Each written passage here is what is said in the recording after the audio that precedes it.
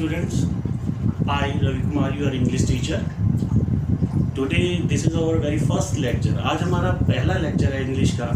और आने वाले दिनों में क्या है, हम खूब और भी क्या है सिलेबस कवर करेंगे, जैसे लिटरेचर भी। But firstly I would like to start with the grammar. आमतौर पे बच्चों को लगता है कि टेंसेस से शुरुआत करनी चाहिए, बिल्कुल सही है, लेकिन एज माई एक्सपीरियंस जो मेरे को कह रहा है कि हमें पहले एक दो कंटेंट करनी बहुत ज़रूरी है।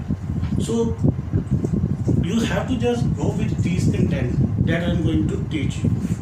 आज का हमारा जो कंटेंट है, as you can see, prepositions. It's a very very important content. इसको लाइटली मत लेना, क्योंकि यही से आप क्या है इंग्लिश के आगे फ्लो को समझ पाएंगे। तो let's start. Prepositions are the words those are used before noun or pronoun to show its relation with another word in the sentence. इसका कहने का मतलब ये है कि ये जो preposition में जितने भी ये जो words है, you may see like that here, ये जितने भी words हैं, ये एक sentence में noun और pronoun का जो relation है ना दूसरे word के साथ के बारे में बताता है। फिर भी आप टेंशन मत लीजिए, अगर किसी को समझ में नहीं आ रहा तो this is only definition. Main बात करें तो ये प्रेपोजिशंस है क्या। प्रेपोजिशन ऐसे शब्द हैं जो क्या है एक वाक्य में नाउन और प्रनाउन को दूसरे वाक्य के अंदर जो शब्द है उसके साथ जोड़ते हैं। नाउ अगर इसको हम इसके काइंड्स बना लें, there are more than 5 there, but आपके लिए मैंने इजी करने के लिए 9th 10th के लिए इतना ही काफ़ी है। You may see like that prepositions of the time, preposition of the place, preposition of the direction, preposition of the position, preposition of the movement। इसका मतलब क्या है बेटा? ये जो आगे वर्ड्स लिखे हैं कंफ्यूज मत होना कि आप देख रहे हैं यहाँ पे भी ऐड लिखा है, यहाँ पे भी ऐड लिखा है, यहाँ पे इन लिखा है, यहाँ पे इन लिखा है, तो no need for you to get worried. इसे मैं एक्सप्लेन करूंगा, आपने सिर्फ आज सुनना है। On the very next lecture में इसे मैं एग्जाम्पल के through I will make you understand. Firstly basic आपको पता चल जाए कि इसका मतलब क्या है, प्रेपोजिशन का मतलब क्या है। तो आप देखते हैं जैसे प्रेपोजिशन ऑफ द टाइम। अब पोजीशन का मतलब तो समझते हो, पोजीशन का मतलब होता है ऐसा हालात, ऐसी स्थिति। कैसी स्थिति? जैसे टाइम वाली स्थिति। हम डेली जब बातें करते हैं ना तो उसमें कई बातें सामने आ जाती है हिंदी और पंजाबी लैंग्वेज में, जहाँ पे हम समय के बारे में बताते हैं। बट इन इंग्लिश लैंग्वेज में हम जब बातें ऐसे करते हैं, कैसे करते हैं? जब समय की बात करते हैं। फॉर एग्जांपल अगर यहाँ पे ऐड आप देख रहे हो, सबसे पहले ऐड कहाँ पे लगता है, ये सारे वर्ड मैं आपको बताऊंगा। ऐड कहाँ पे लगता है, सबसे पहले यहाँ पे आ जाएंगे। ऐड जब कभी भी हम टाइम की बात करें, जैसे 2 बज गए हैं, 3 बज गए हैं, 5 बज गए हैं, 2:30 बज गए हैं, अगर कहना हो कि मैं आपके पास 5 बजे आऊँगा तो I will come to you at 5 o'clock। Okay बेटा। अब ये देखिए इन भी टाइम में लगता है, लेकिन याद रखिए ये पर्टिकुलर, यहाँ पे बहुत से बच्चे मिस्टेक कर देते हैं। अगर इवनिंग की बात हो, मॉर्निंग की बात हो या आफ्टर नून की बात हो तो वहां पे हमने पहले इन लगाना है, एट नहीं लगाना है। मैं फिर से कह रहा हूं, यहां तक एट का जो बात है याद रखिए वो टाइम के लिए यूज होता है। Understand that? अब now we just move ahead. On ये भी हमें क्या है, टाइम के बारे में ही बताता है। जैसे वी में just take the example, I will come to your home on Tuesday। अब ट्यूसडे वो भी तो एक क्या है, मैंने वो टाइम ही बताया है, क्योंकि ट्यूसडे तो ट्यूसडे वो एक वक्त है, तो वहाँ पे क्या है, ऑन लगेगा। और ड्यूरिंग का मतलब तो सिंपल है, इसे आम भाषा में हिंदी में बोल देते हैं दौरान। जैसे हम कह सकते हैं एज 20, ये जो 2020 चल रहा है इसके दौरान ये हुआ, तो हम ऐसा कह सकते हैं during 2020 we people were suffering a lot due to the COVID-19। तो इस तरीके से ये जो चीज़ें हैं, प्रेपोजिशन के वर्ड्स जो है वो हम यूज़ कर सकते हैं। आई होप यू अंडरस्टैंड दैट? अगर नहीं भी कुछ पता चला तो सेकंड वीडियो में और भी ज़्यादा क्लैरिटी होगी। दिस इज ओनली बेसिक कि हमने इन वर्ड्स को यूज़ कहाँ कहाँ पे करने, जैसे मैंने बता दिया एट कहाँ पे लगता है जब कभी टाइम की बात हो, इन कहाँ पे लगता है इवनिंग, मॉर्निंग, आफ्टरनून में लगता है जब कभी इवनिंग की बात हो, मॉर्निंग की बात हो, जैसे I will go to the school in morning. On कहाँ पे लगता है, डेज से पहले लगता है, कभी भी डेज की बात आए। ड्यूरिंग कहाँ पे लगता है, जिसे हम दौरान कह देते हैं। अब ऐसे ही प्लेस पे आ जाए, ये भी बहुत जरूरी है। Preposition of the place that's mean at. याद रखना बेटा, एट कहाँ पे लगता है जब हम कभी स्मॉल टाउन की बात करते हैं, छोटे छोटे विलेज की बात करते हैं, तो वहाँ पे क्या आएगा, एट। जैसे Ramesh lives in फलियांवाला।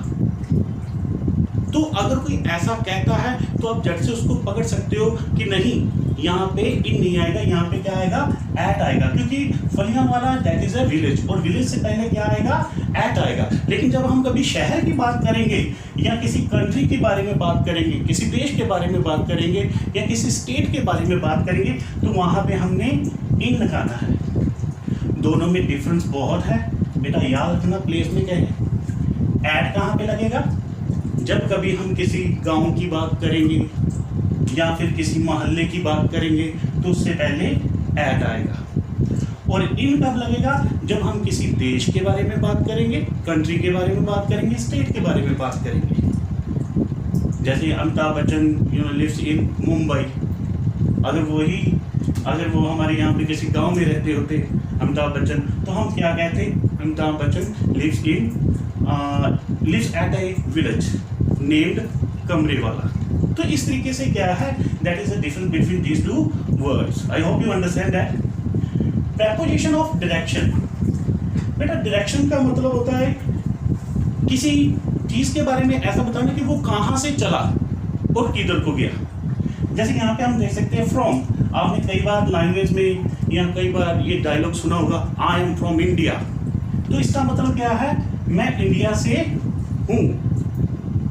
Now the next one, for that mean जब हम ऐसा कहते हैं ना, कल मैं दिल्ली के लिए चला जाऊँगा, कल मैं दिल्ली को जाऊँगा, तो वहाँ पे हम ऐसा भी कह सकते हैं, I leave for Delhi tomorrow. तो इस तरीके से फॉर का इस्तेमाल भी होता है, क्योंकि उसमें हम ये बता रहे हैं हम जा किधर रहे हैं, डायरेक्शन के बारे में बता रहे हैं। And two is very simple, ये तो आप सभी ने काफ़ी बार किया होगा। ये जो प्रेपोजिशन है, टू का मतलब जैसे she is going to the office, I am going to the school, तो वो पर्टिकुलर एक डायरेक्शन के बारे में है, मतलब हम एक जगह से दूसरी दिशा की तरफ जा रहे हैं। तो ये था बेटा। आगे है प्रेपोजिशन ऑफ पोजीशन। पोजीशन का मतलब मैंने आपको पहले बता दिया, स्थिति। जैसे अंडर वर्ड है सबसे, सपोज करिए कोई टेबल है, उसके नीचे फुटबॉल है, तो हम कैसे कहेंगे, we can see the football under the table. और अगर कोई किताब टेबल के ऊपर पड़ी हुई है तो यहाँ पे ऑन क्या बताएगा। आपने कई बार देखा होगा स्कूलों में या घर पे भी, टेबल पे कोई किताब पड़ी होती है तो हम हिंदी में तो बोल देते हैं किताब क्या है, वो टेबल पे पड़ी हुई है। तो हम ऐसा भी तो बोल सकते हैं in English language, book is lying on the table, या in short book is on the table. आगे बिलो दैट्स मीन नीचे। जैसे सपोज करो कुछ लाइन्स है, किसी बच्चे ने यहाँ पे कुछ लिखा, तो मैंने उसको डायरेक्शन देना, तो उसको मैं कहूँगा बेटा you have to just write below this line, तो वो यहाँ पे लिखेगा। Understand that? I hope you understand that. Now preposition of the movement. Movement क्या होता है बेटा, मूवमेंट को हम आमतौर पे कह सकते हैं हरकत। हरकत का मतलब ये होता है कि जैसे हम जा रहे हैं, हमारी मूवमेंट की तरफ हो रही है। जैसे सपोज करो हम नदी के किनारे चल रहे हैं, तो ये तो जाहिर सी बात है अगर नदी के किनारे किनारे चल रहे हैं तो हम किसी जगह पे पहुंचेंगे भी, तो उस चीज़ में ये मूवमेंट की बात आ जाती है। जैसे यहाँ पे अलोंग, पहले तो मैंने आपको रिवर की बात ही बता दी है। रिवर की दो वो किनारे हैं। अगर यहाँ पे इंसान यहाँ पे चल रहा है तो हम हिंदी में तो कह देंगे वो नदी के साथ साथ चल रहा है। In English language what we have to use, what we can say like that, he is walking along the river. वो रिवर के साथ साथ चल रहा है, उसका लगातार वो मूवमेंट भी हो रहा है। And next one is here across. ये दोनों में बहुत डिफरेंस है बेटा। अक्रॉस दैट्स मीन ये रोड है, रोड के एक साइड से बंदे ने दूसरी तरफ आना है, तो उस मोमेंट में हम क्या वर्ड यूज करते हैं? अक्रॉस। जैसे सपोज करो इसका नाम है Vinay, Vinay is moving across the road. वो क्या है? मूव कर रहा है अक्रॉस द रोड। एक तो मूव कर रहा है सीधा, जैसे यहाँ पे चल रहा था, लेकिन यहाँ पे उसने इधर से इस डायरेक्शन में आना है, तो इस पोजीशन में हम अक्रॉस यूज करते हैं। And the last one into. Into का मतलब बेटा इसे आम भाषा में इसे अंदर बोल देते हैं। ये कहाँ पे यूज होता है? Very important. जब कभी कोई इंसान किसी चीज जैसे बिल्डिंग है, रूम है, उसके अंदर जब एंटर करता है, तो उस पोजीशन में, उस मोमेंट में हमने क्या लगाना है?